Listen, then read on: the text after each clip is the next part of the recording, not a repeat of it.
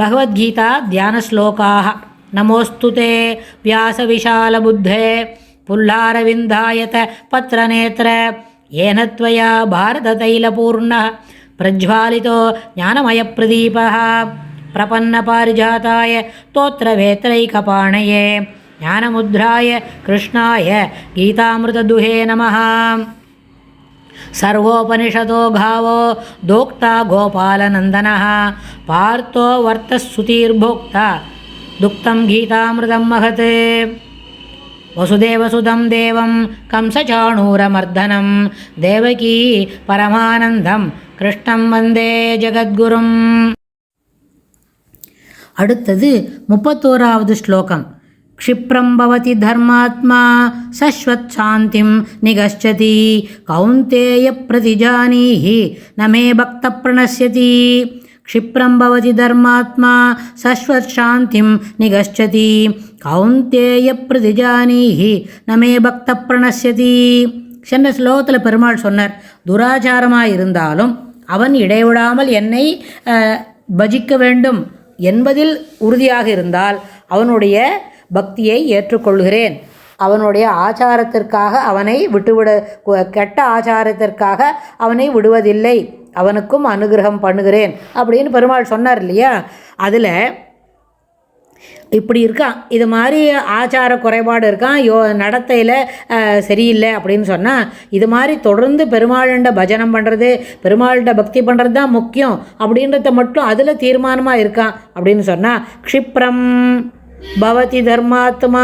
க்ஷிப்ரம் என்ன சீக்கிரத்தில், இதே மாதிரி தொடர்ந்து இருந்தால் கூட கூடிய விரைவில் அவனுக்கு தர்மாத்மா தர்ம சிந்தனைகள் வளருகின்றன, தர்மத்தில் ஈடுபாடு வருகின்றது, சரியான நடத்தையை மேற்கொள்ள வேண்டும் என்கிற முயற்சியில் ஈடுபடுகிறான், பவதி ஆகின்றான். அப்புறம் சஸ்வத் சாந்திம், இதனால் இப்படி தொடர்ந்து தர்ம சிந்தனை வருது, நல்ல காரியங்கள் செய்யணும், நம்மளுடைய கெட்ட நடத்திய துளியாக விட்டுறணும் அப்படின்ற முயற்சியில் அவன் என்ன பண்ணுறான், சாஸ்வதமான சாந்தி நிலையை அடைகின்றான். அவன் தொடர்ந்து இது பண்ணுறதுனால அவனுக்கு தொடர்ந்து இந்த நல்ல காரியங்களை செய்ய வேண்டும் என்கிற மனம் திரும்புகிறது.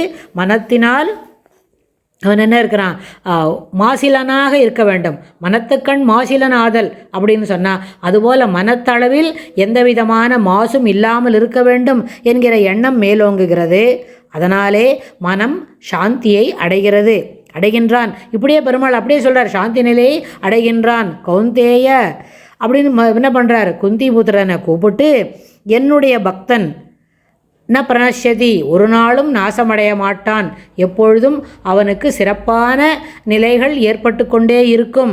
அதனால பின்னா விஷ்ணு சகஸ்ரநாமத்தில் ஒரு ஸ்லோகம் இருக்கே, நான் வாசுதேவ பக்தானாம் அசுபம் வித்யதே கொச்சித்து, ஒரு காலம் வாசுதேவனுடைய பக்தனுக்கு குறைவு ஏற்படாது, தாழ்வு நிலை வராது அப்படின்னு. அப்போ இந்த நிலைமை இருக்கும்னு சொன்னால் இதற்கும் கீழாக நாம் செல்லாமல் சுவாமி நம்மளை காத்து கொடுப்பார் அப்படின்றது இருக்குது. பக்தகா ந பிரணசியதி, நாசமடைய மாட்டான். பிரதிஜானிகி, இதை உண்மையில் உணர்ந்து உலகத்தில் உள்ளோருக்கு உரைப்பாய் அப்படின்னு பெருமாள் அர்ஜுனன்கிட்ட சொல்கிறார். வாசுதேவ பக்தானாம், யாரெல்லாம் நிறைய பேர், எல்லாருமே உலகத்தில் இருக்கிறவாளுமே வாசுதேவ பக்தர்கள் தான்.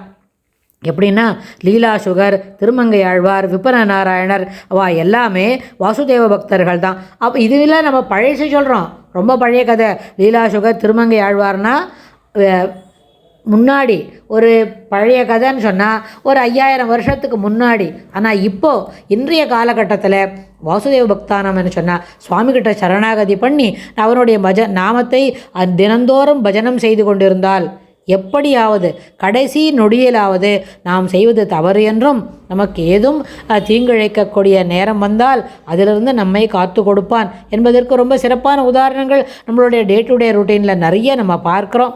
அதனால் எப்பொழுதும் இடைவிடாத பஜனம், சுவாமிதான் பரம்பொருள் என்பதில் மனதில் உறுதியான எண்ணம், அந்த எண்ணத்தை பிரதிபலிக்கிறார் போலே நம்முடைய செயல்பாடுகள், அந்த செயல்பாடுகளை ஏற்றுக்கொள்கிறார் போலே நம்முடைய நடை உடை பாவனைகள், இவை இருந்தால் அவசியம் பெருமாள் நம்மளோட சகாயத்துக்கு இருப்பார். அப்போ தான் அதனால்தான் என்ன சொல்கிறார், ஆங்கிலத்தில் ஒரு வார்த்தை சொல்லுவாங்க, நோ ஆக்ஷன் கோஸ் அன்னோட்டிஸ்ட். நாம் எந்த செயலை செய்தாலும் அது சுவாமியை அதை பார்த்துட்டே இருப்பார். நாம் செய்யக்கூடிய அனைத்து செயல்களும் அது என்ன பண்ணுவார், சுவாமி அதை அப்சர்வ் பண்ணுவார், நோட் பண்ணிகிட்டே இருப்பார், எல்லாத்தையும் கணித்து பார்த்துப்பார். அதனால் என்ன பண்ணக்கூடாது, அதில் எல்லா விஷயங்களும் சரியான செயல்களை செய்தாலும் சரிக்கு மாறாக இருக்கிற செயல்களை செய்தாலும் அவை அனைத்தும் கணிப்பிசிக்கப்படும் சொன்னால் கணிக்கப்படும். அந்த கணிப்புலேருந்து என்ன பண்ண முடியாது, தவறான காரியங்களுக்கு நிச்சயமாக அதற்குண்டான பனிஷ்மெண்ட் உண்டு. நல்ல காரியங்களா என்றால் அதுவும் ஏற்றுக்கொள்ளப்படும் அப்படின்றத மனசில் வாங்கிக்கணும். அதனால்தான் வாழ்க்கை என்பது ரிஹர்சலுக்குள்ள ஒரு ஒத்திகை பார்த்து செய்யக்கூடிய செயல் இல்லை. வாழ்க்கை என்பது நீரோட்டம் போல சென்று கொண்டிருக்க வேண்டும். அந்த நீரோட்டத்தில் எப்பொழுதும் இறைவனை தொடர்ந்து பஜித்து கொண்டிருக்க வேண்டும் அப்படின்ற மனப்பான்மை வளர்த்துண்டா க்ஷிப்ரம் பவதி தர்மாத்மா, வெகு விரைவில் தர்ம சிந்தனை உடையவனாக மாறுவதற்கு எல்லா வாய்ப்புகளும் சுவாமியை ஏற்படுத்தி கொடுப்பார் அப்படின்னு இந்த ஸ்லோகத்தில் விரிவாக நம்ம புரிஞ்சுக்கலாம். மேலும் விரிவாக அடுத்த ஸ்லோகத்தில் என்ன சொல்கிறாருன்னு நம்ம தெரிஞ்சுக்கலாம். ஸ்ரீ கிருஷ்ணாய துப்யம் நமஹ.